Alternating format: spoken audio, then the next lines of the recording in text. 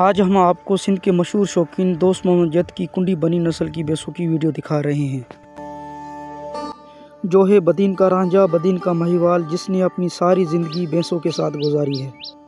ये हैं उनकी कुंडी बनी नस्ल की भैंसें। दोस्त मोहम्मद का असल ताल्लुक इंडिया की कच्छ बनी के इलाके से मिलता है। जब इंडिया और पाकिस्तान का बंटवारा हुआ तो ये बनी से सिंध में अपनी भैंसों के साथ माइग्रेशन करके आए। ये हैं दोस्त मोहम्मद जद की कुंडी बनी नस्ल की भैंसें, जो सिंध पाकिस्तान में महंगे दामों में बिकती हैं।